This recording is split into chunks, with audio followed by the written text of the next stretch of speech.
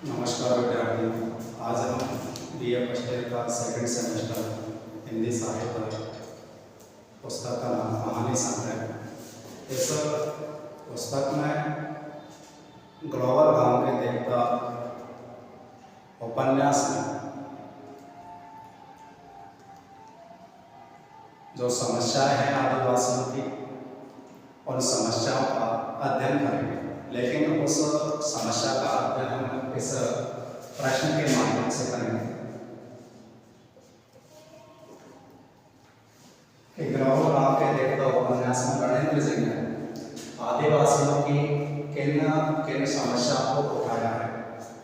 वैसे भी देखा जाए तो ग्लोबल गांव का देवता एक समस्या प्रधान उपन्यास है, जिसमें रणेंद्र सिंह ने मुख्य रूप से आदिवासियों की जितनी भी समस्याएं हैं, चाहे वो आर्थिक समस्या हो, धार्मिक समस्या हो, सामाजिक समस्या हो, उन सभी समस्याओं को केंद्र बिंदु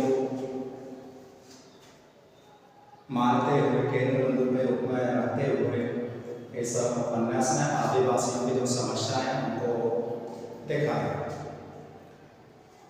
वैसे रणेंद्र सिंह का ये बहुचर्चित उपन्यास है, क्योंकि यह आदिवासी समाज का एक जीता जागता दस्तावेज है, जिसमें उनकी समस्याओं को, जीवन को दिखाया गया है।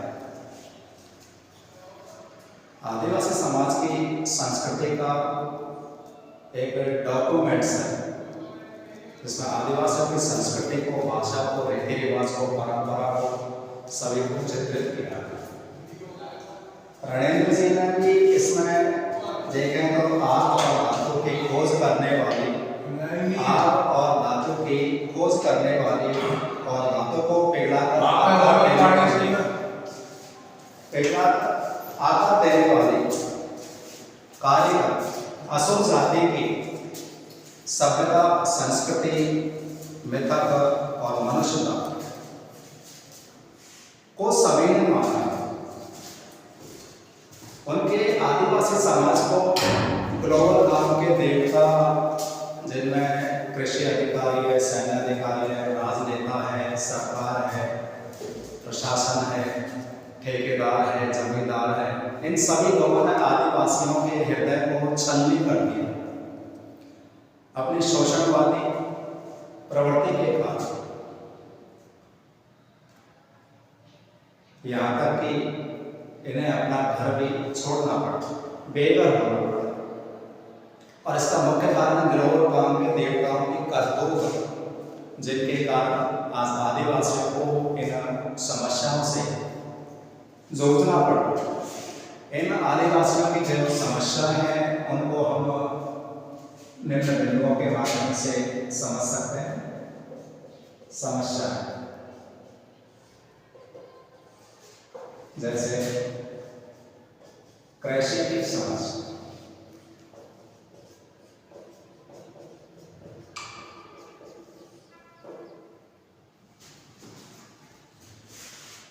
आदिम समाज में कृषि योग्य भूमि का मुख्य रूप से वैसे तो अभाव होता है, और जो भी कृषि की जाती है वो वर्षा आधारित की जाती है। आदिवासी लोग मुख्य रूप से धान की फसल करते हैं, और वो फसल भी इतनी पर्याप्त मात्रा में नहीं होती है कि वो अपना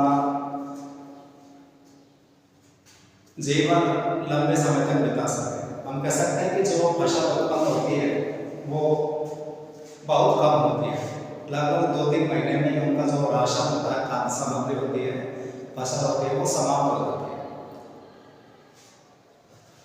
और कृषि की देखी जाए तो बिल्कुल वर्षा आधारित होता है। जब वर्षा का समय होता है तभी कृषि की जाती है, बाकी के समय वो खेत खाली रहते हैं।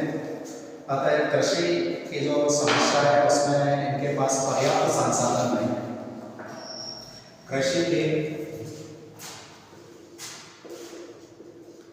पर्याप्त संसाधन नहीं। दूसरी, वर्षा आधारित खेती।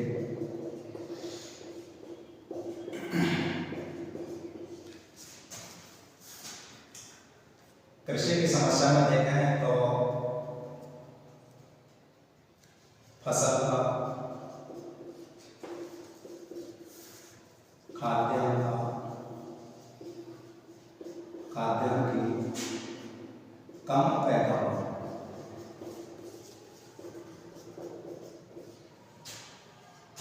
फसल का उचित मूल्य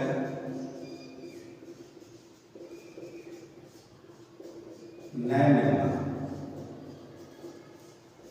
ये समस्या जो है कृषि की समस्या के रूप में सम्मिलित की जाती है कि आदिवासियों के पास खेती करने के लिए पर्याप्त संसाधन नहीं है और वर्षा आधारित खेती होती है और फसल के रूप में देखा जाए तो एक ही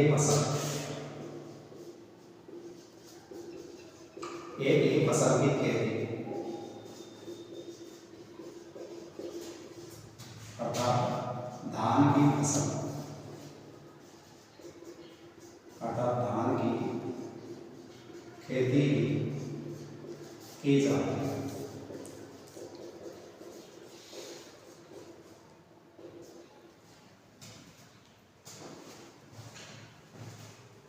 धान के साथ साथ मक्का की फसल भी होती है और वर्षा से पूर्व भूमि सूख जाती है तो उसे कोड़ा जाता है और उसे कृषि योग्य बनाया जाता है। हम कह सकते हैं कि उनके पास कृषि के पर्याप्त संसाधन नहीं है। ये सब मनुष्य स्वयं अपने हाथों से करता है, किसी भी उपकरण की सहायता नहीं लेता है और बड़ी मुश्किल से उस कृषि योग्य उस भूमि को कृषि के योग्य बनाया जाता है और मुश्किल से जो फसल उत्पन्न होती है उससे 4-5 महीनों का ही गुजारा हो पाता है। ये जो धान है, मक्का है, इस फसल से आदिवासियों का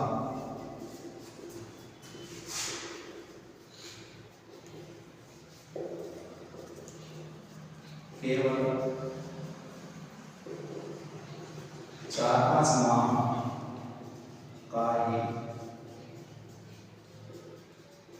गुजारा हो पाता है। प्रिय विद्यार्थियों, ये कृषि की समस्या तो आदिवासियों के समस्या देखी जाती है खेती के समय कि कृषि के पर्याप्त संसाधन नहीं है, वर्षा आधारित खेती है, फसल खाद्यान्न की कम पैदावार, फसल का उचित मूल्य न मिलना और एक ही फसल की खेती अर्थात धान और मक्का की खेती की जाती है जिससे आदिवासियों का केवल 4-5 माह का ही गुजारा होता है। और ये समस्याएं प्रत्येक आदिवासी की समस्या है। उनके पास कृषि योग्य भूमि नहीं है और कृषि योग्य भूमि है तो पर्याप्त उपकरण नहीं है, इसलिए उन खेतों को ये खुद ही अपने हाथों से कोड़ते हैं और उसे कृषि योग्य बनाते हैं। दूसरा बिंदु यदि हम देखें तो मुठकड़ियों की समस्या, मुठकड़ियों की समस्या भी इस पाठ में हम देख सकते हैं।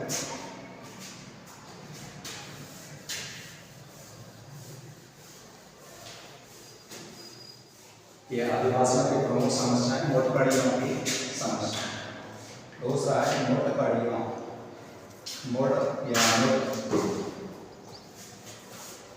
बगलवानी में बनाए लेते हो यहाँ पढ़ाई तो बगलवानी में मुठकड़ियों की समस्या। भैया विद्यार्थी यहाँ पर अच्छा वीडियो में मुठकड़ियों का मतलब है कि वे व्यक्ति जो दूसरे के खेतों पर जबरदस्ती अधिकार कर लेता है। मुठकड़ियों का मतलब है यहाँ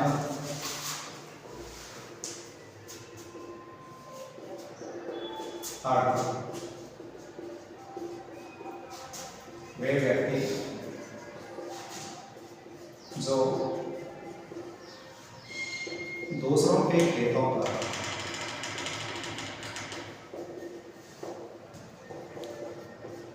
जोर जबरदस्ती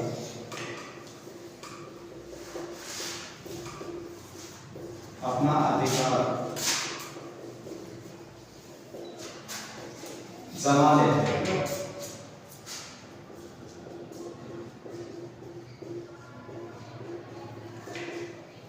और यहाँ पर इस उपन्यास में लालचंद दास नामक व्यक्ति की चला ये खाड़ी से नामक व्यक्ति की इन मुठभेड़ों का शिकार हुआ है।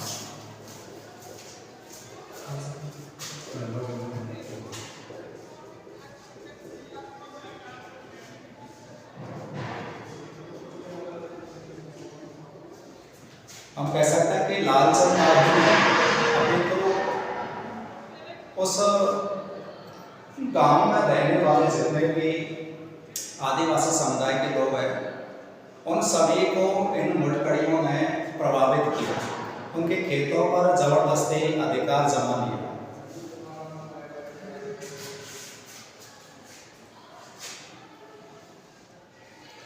मुठभेड़ों ने लालचंद को घायल कर दिया था।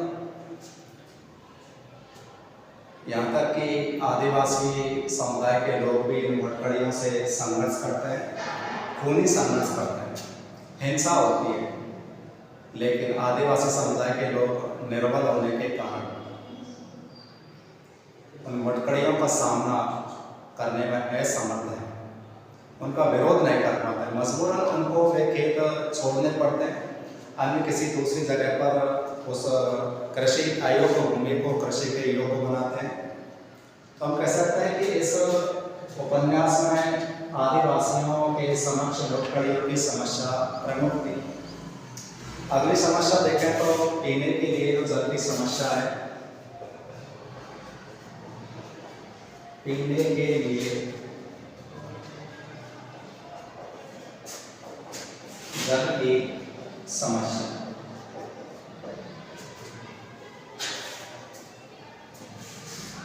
पीने के लिए जल की समस्या ग्लोबल वार्मिंग के देवता उपन्यास में आदिवासियों के समक्ष पीने योग्य जल की जो समस्या है, जल संकट है, वो बहुत ही गहरा है।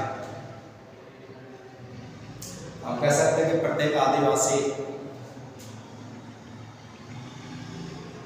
आदिवासियों की बस्ती में, गांव में स्वच्छ पीने का कोई भी जल स्रोत नहीं है। आदिवासी समुदाय की बस्तियों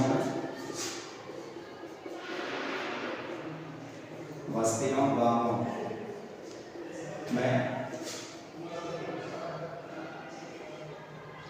कोई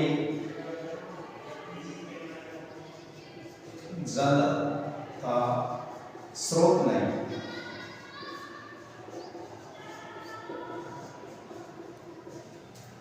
सरकार ने इन सुविधाओं की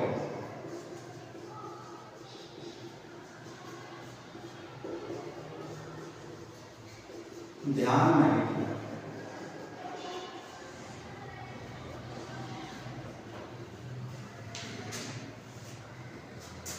परिणाम स्वरूप ध्यान नहीं दिया,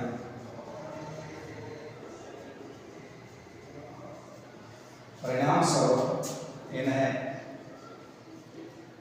गांव से 2-3 किलोमीटर दूर पैदल चलना,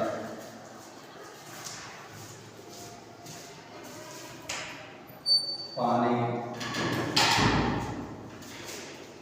लाना पड़ता है। ये आदिवासियों की मुख्य समस्या है जो ग्लोबल वार्मिंग के देखा उपन्यास में हमको देखने को मिलता है, क्योंकि आदिवासी समुदाय के बस्तियों में कोई सरकारी जल का केंद्र बिंदु नहीं है, पीने योग्य जल नहीं है।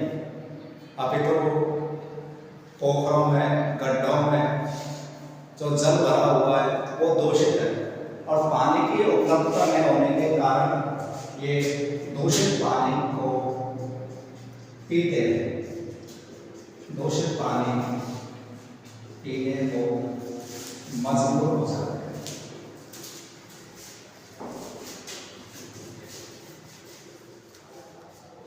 मुख्य रूप से देखा जाए तो ग्लोबल वार्मिंग को लेकर उपन्यासन धीरे धीरे जो जल की समस्या है वो बहुत ही गहराती जा रही है। एक तो कृषि के योग्य पानी नहीं तो फिर पीने के लिए कहाँ से मिलेगा, क्योंकि कृषि जो करते हैं वो वर्षा आधारित करते हैं। और बॉक्साइट की खदानों में जो गहरे गड्ढे बन जाते हैं, बॉक्साइट की खदानों में जो गहरे गड्ढे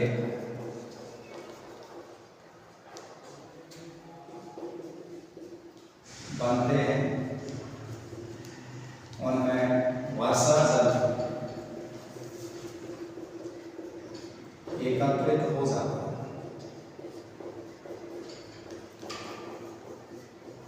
और उसी एकत्रित जल को ये पीने को मजबूर हो जाता है, क्योंकि स्वच्छ जल को मिलता नहीं है। जो जल होता है उसी का उपयोग करते हैं। परिणाम स्वरूप ये बीमारी के जकड़ में आ जाते हैं। यहाँ तक कि इसमें उपन्यास में जो ऐतवारी है,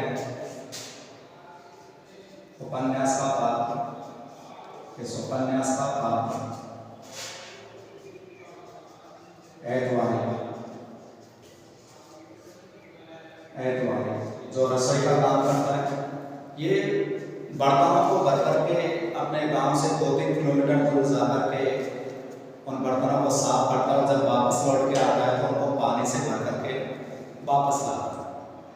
तब जाकर के इनके घर का चूल्हा या दैनिक जीवन के जितने भी कार्य होते हैं वो पूरे होते हैं। हम कह सकते हैं ग्लोबल वार्मिंग देखा उपन्यासन पीने के लिए जो जल संकट है, जो समस्या है, वो बहुत ही गहरी है।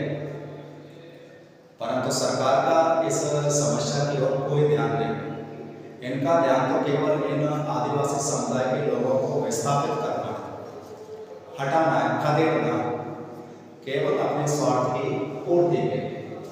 अगली समस्या यदि हम देखें इस उपन्यास में तो वो है शराब या नशीली वस्तुओं का प्रयोग की आदत।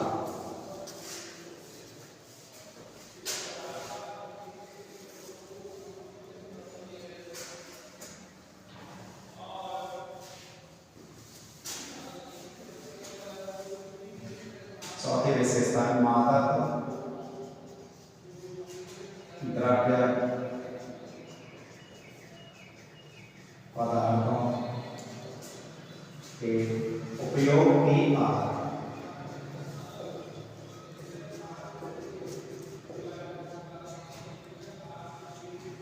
ग्लोबल वार्मिंग देखा उपन्यास में आदिवासी समुदाय के लोग कच्ची शराब या हम कह सकते हैं कि हड़िया,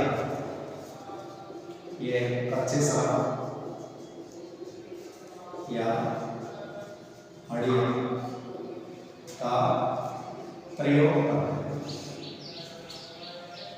तो कच्ची शराब या हड़िया पीते हैं। यहाँ तक कि बॉक्साइट की खदानों में काम करने वाले जो मजदूर वर्ग है वो काम करके जब घर पर लौटते हैं तो शराब पीते हैं और शराब के नशे में धो करके अपने घर आकर के सो जाते हैं। बॉक्साइट खदानों में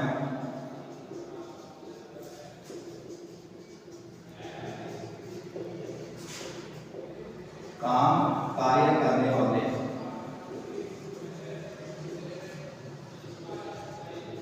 मजदूर इस हड़िया का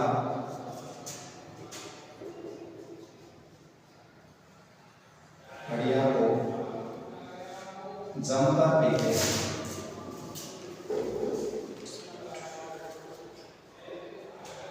जिसका दुष्परिणाम यह निकलता है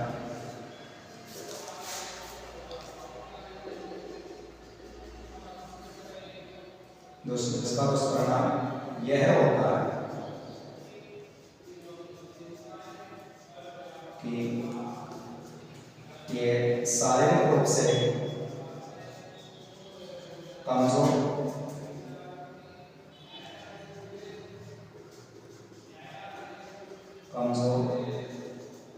वह बीमार हो जाते हैं।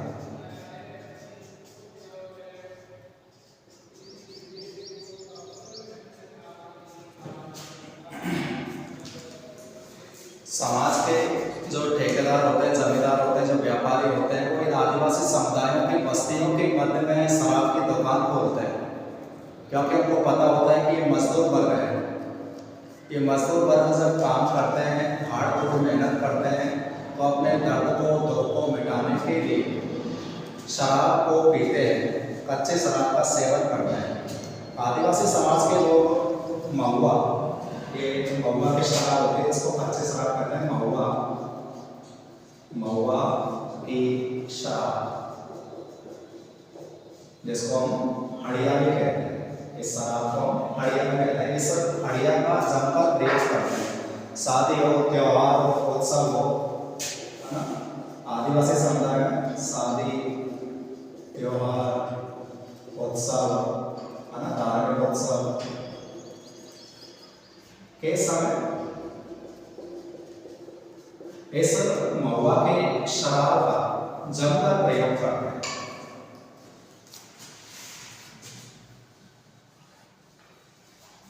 स्वयं लेखक ने भी बताया कि ऐतवारी का जो मर्द है, ऐतवारी के मर्द के साथ बैठकर महुआ की हड़िया पीती। स्वयं लेखक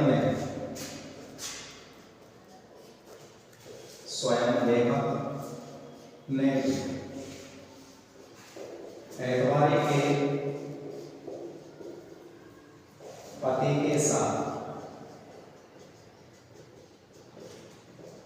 हड़िया का सेवन किया।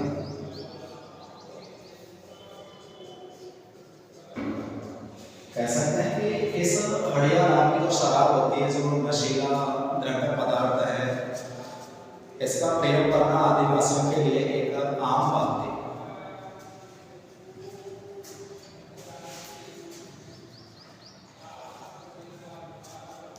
शराब के कारण एक इसका जो दुष्परिणाम है वो यह है कि घर परिवार टूट जाते हैं, झगड़े होते हैं। इस शराब के सेवन के कारण,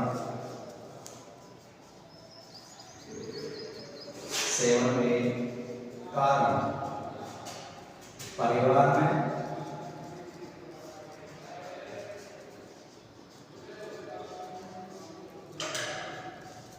झगड़े होते हैं। तो ये एक आदिवासियों की समस्या है, जिसे रणेंद्र जी ने एक समस्या के रूप में हमारे समक्ष प्रस्तुत किया। अगली समस्या यदि हम देखें इस उपन्यास में, तो वह है उचित मजदूरी की समस्या।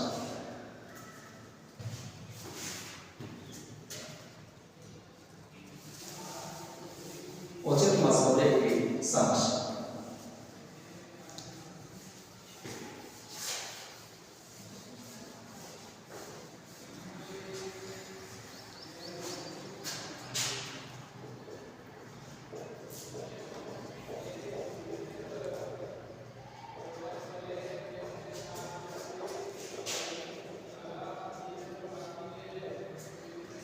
ग्लोबल गांव के देवता उपन्यास जो कि आदिवासियों के जीवन का एक दस्तावेज है।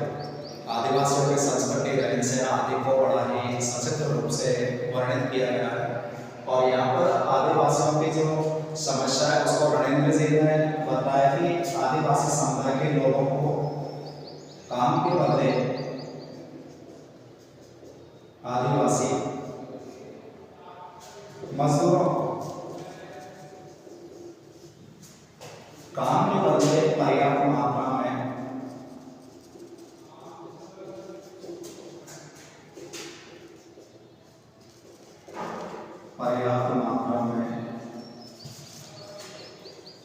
या हम कह सकते हैं पूरी मजदूरी नहीं मिलती।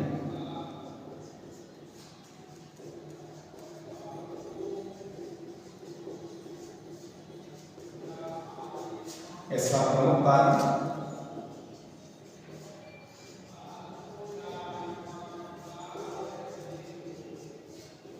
अशिक्षा। क्योंकि आदिवासी समुदाय के लोग ज़्यादा पढ़े लिखे नहीं हैं। जो खदान की कंपनियों के जो मालिक होते हैं, वो मालिक इनको अपने यहाँ रोजगार दे तो देते हैं, लेकिन इनका खूब शोषण करते हैं। शोषण इस प्रकार करते हैं कि काम तो बहुत सारा करवा देते हैं, लेकिन इनको पर्याप्त मात्रा में वो मजदूरी, काम का मूल्य नहीं दिया जाता। और इसका प्रमुख कारण है अशिक्षा। ये बिल्कुल अनपढ़ लोग थे। रणेंद्र जी ने इस समस्या को बड़े ही बखूबी रूप से हमारे समक्ष प्रस्तुत किया है कि कबीले की जितने भी अधिकांश मर्द है वो बॉक्साइट के खदानों में, कारखानों में काम करने को बेबस होना पड़ता है। मजबूर थे। क्यों? क्योंकि जब खाद्यान्न समाप्त हो जाता तो बेबस होकर बॉक्साइट खदानों में काम करना पड़ता।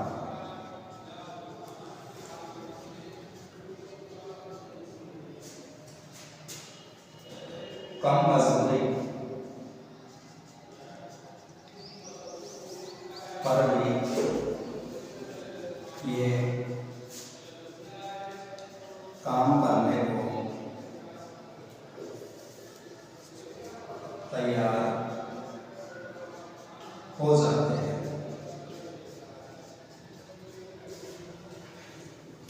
ये भी एक समस्या है जिसे रणेंद्र जी ने बताया है कि इनके खेतों में पर्याप्त खाद्यान्न नहीं होता। केवल इतना ही खाद्यान्न होता है कि 4-5 माह का ही पूरे परिवार का उस फसल से, खाद्यान्न से गुजारा हो पाता है। मजबूर बेबस होकर के इन्हें फिर से उन्हीं बॉक्साइट के खदानों में काम करना पड़ता है और बॉक्साइट के खदान के मालिक इन्हें पर्याप्त मात्रा में मजदूरी नहीं दे पाते, क्योंकि ये अनपढ़ होते हैं, अशिक्षित होते हैं, कम पढ़े लिखे तो बिल्कुल है ही नहीं, कह सकते अशिक्षित है। इनमें समझ नहीं, सोच नहीं है। तो उसका फायदा इन ग्लोबल गांव के देवताओं ने भी खूब उठाया और इनका जमकर शोषण किया, क्योंकि ये गरीब लोग हैं, निर्बल वर्ग के लोग हैं।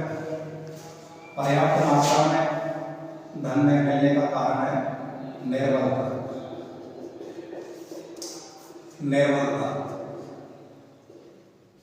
गरीबी, परिवार के पालन पोषण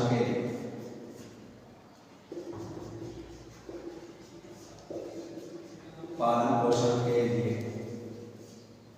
विरोध नहीं करते हैं।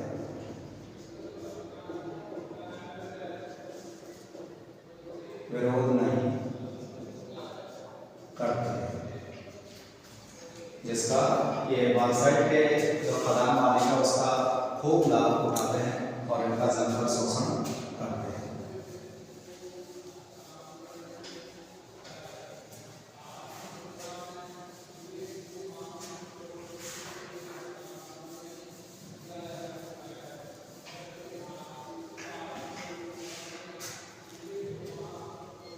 अगले विशेषता देखें, जैसे रणेंद्र जी ने मुख्य रूप से उठाया हुआ है अशिक्षा की समस्या।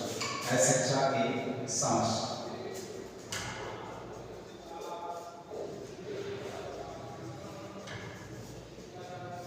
अशिक्षा की समस्या।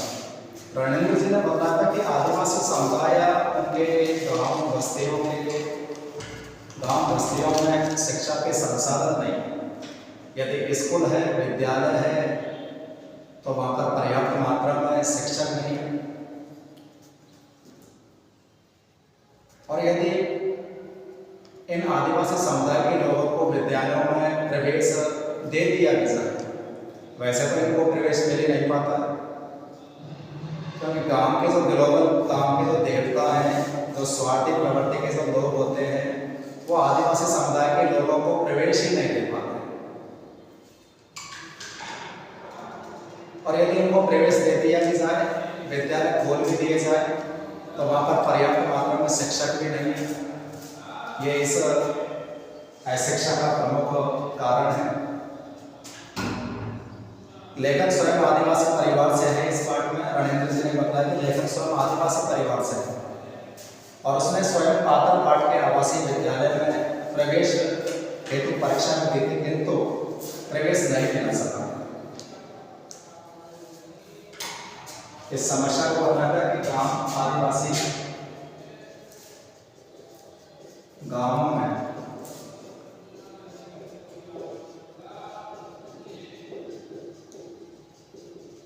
विद्यालय में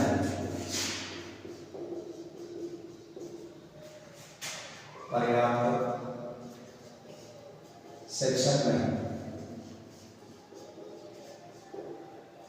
आदिवासियों को, आदिवासी बच्चों को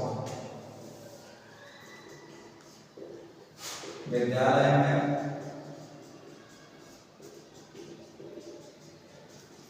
प्रवेश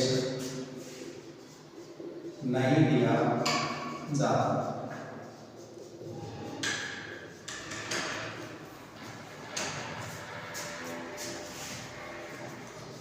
रणेंद्र जी ने बताया कि स्वयं लेखक के आदिवासी परिवार से और आदिवासी परिवार के बच्चों को विद्यालय में प्रवेश नहीं दिया जाता और यदि उनको प्रवेश दिया जाता है तो उनके लिए एक प्रवेश परीक्षा होती है। प्रवेश परीक्षा पास करने पर ही इनको विद्यालय में प्रवेश दिया जाता है, क्योंकि जो पढ़ाने वाले शिक्षक हैं वो उच्च वर्ग से आते हैं, तो उनको पढ़ाना एक तरह से उनके सम्मान को ठेस पहुँचती है, इसलिए बच्चों को प्रवेश नहीं दे पाते। यौन दुराचार की समस्या अगली विशेषता देखें तो वह है यौन दुराचार।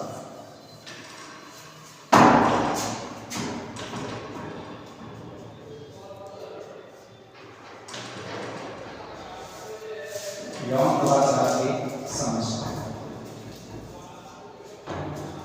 इस कहानी में रणेंद्र जी ने बताया था कि कबीले के जो आदमी स्त्रियां हैं, आदमी हैं, वो स्त्रियों को बड़ी बुरी नज़र से देखते थे।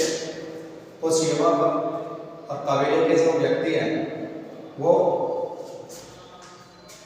भोली भाली लड़कियों, विधवाओं को बहलाते फुसलाते हैं और उनका देह शोषण करते हैं, और देह शोषण करने के बाद ग्लोबल गांव के देवताओं की मनोरंजन के लिए उनको परोस दिया जाता है।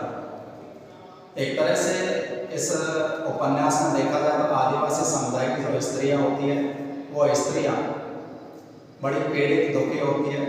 ग्लोबल गांव के देवता और कबीले के जो आदमी हैं वो इनके शरीर को नौचते हैं, उनका शोषण करते हैं, क्योंकि कबीले के लोग यह जानते हैं कि जो आदिवासी समुदाय के जो लोग हैं वो उसका विरोध नहीं कर सकते, क्योंकि इनमें इतनी ताकत नहीं है, इतनी शक्ति नहीं है कि वे ग्लोबल गांव के देवताओं का विरोध कर सकें।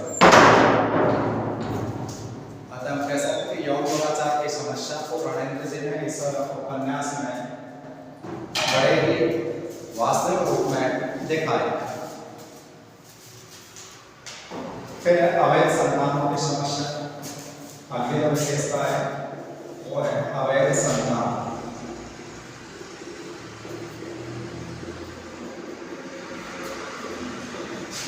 अवैध संतानों की समस्या, अवैध संतानों की समस्या रणेंद्र जी ने इस उपन्यास में कह सकते हैं कि यौन दुराचार के साथ साथ अवैध संतानों की जिनको समाज के द्वारा मान्यता नहीं दी गई, इस समस्या को भी उठाया गया, क्योंकि कबीले के जो आदिवासी समुदाय के जो लोग होते हैं, ग्लोबल गांव के देवता भी इन आदिवासी समुदाय की स्त्रियों का देह शोषण करते हैं और महिलाओं को गर्भवती कर देते हैं। स्वयं इस उपन्यास का जो डॉक्टर है राम कुमार, वो कहता है, डॉक्टर राम कुमार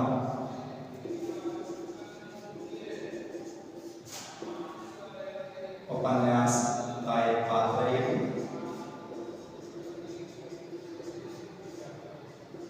उपन्यास उपन्यास का पात्र है। ये कहता है कि मैंने न जाने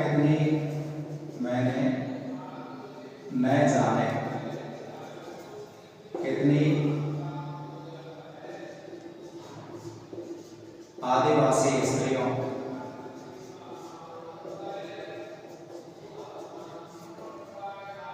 के गर्भ गिराए हैं, इनके इस बयान से पता चलता है कि इस गांव में आदिवासी स्त्रियों का देह शोषण होता है। ग्लोबल गांव के देवता उनसे मनोरंजन करते हैं,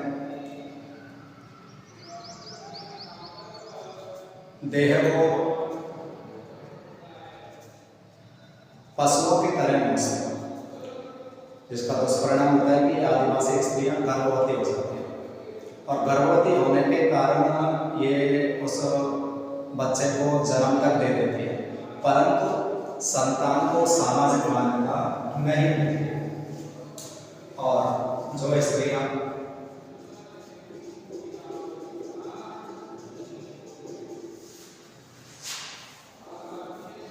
बच्चों को जन्म दे देती है,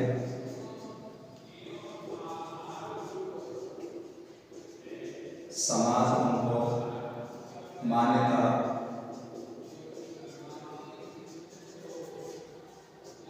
नहीं देती।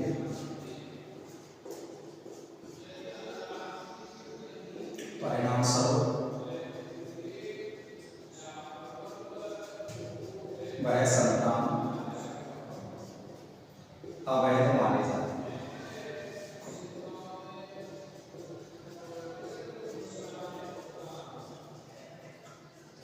और यह बात इस उपन्यास में एक आम बात थी, जिसे रणेंद्र जी ने बड़े ही वास्तविक रूप से दिखाया है, वर्णन किया है।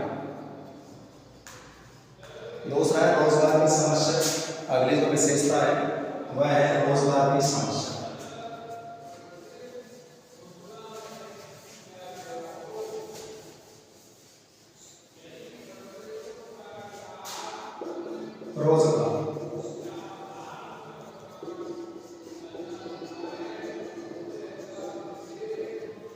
रोजगार की समस्या के रणेंद्र जी ने इस उपन्यास में दिखाया कि जो आदिवासी समुदाय के लोग हैं, पर्याप्त खेती नहीं होती है, खाद्यान्न समाप्त हो जाता है, परिवार के पालन पोषण के लिए मजबूरन उन्हें बॉक्साइट के खदानों में जोखिम भरा कार्य करना पड़ता है, क्योंकि उसमें खनिजों को निकालने के लिए बमों से, बारूद से विस्फोट किया जाता है और कभी कभी इन आदिवासी लोगों की जान तक उसमें चली जाती है,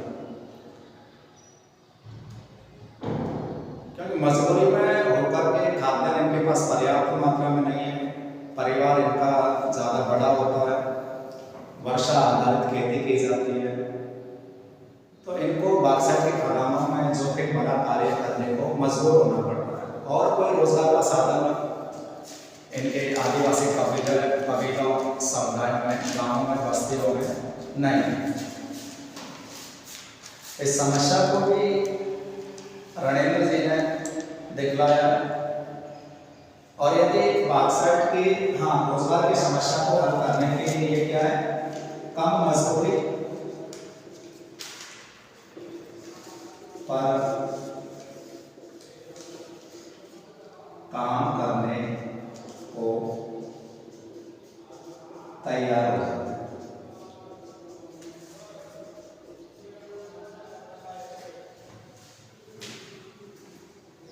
भाई खाद्यान्न नहीं है पर्याप्त मात्रा में, 3-4 माह का गुजारा होता है, इतनी फसल हो पाती है, परिवार के पालन पोषण के लिए मजबूरन इनको बॉक्साइट के खदानों में, कारखानों में काम करना पड़ता है।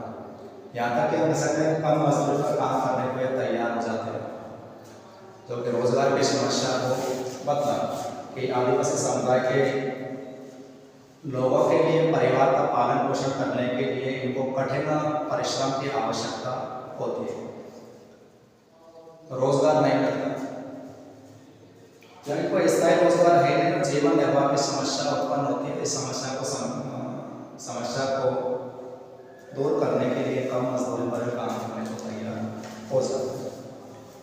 विस्थापन और पुनर्वास की समस्या। अगले विशेषता हम देखें, समस्या देखें तो विस्थापन व पुनर्वास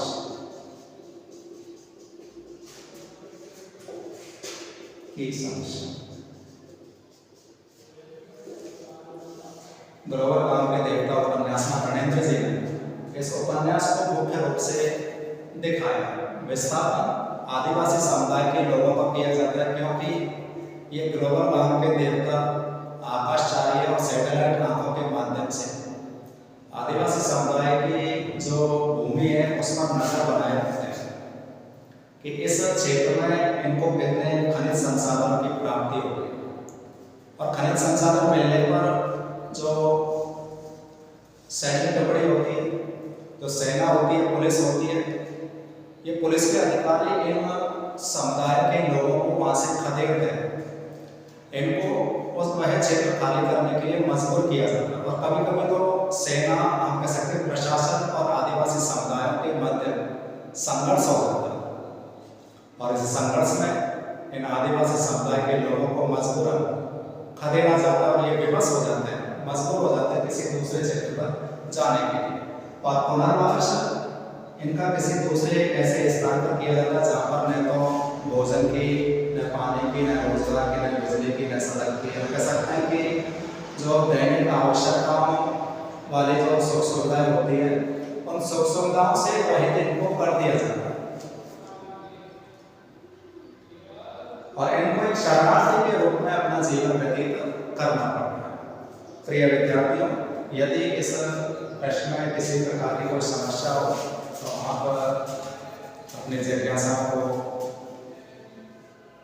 इस वीडियो के अंत में लिख करके भेजें, हम उन समस्याओं का समाधान करेंगे। धन्यवाद।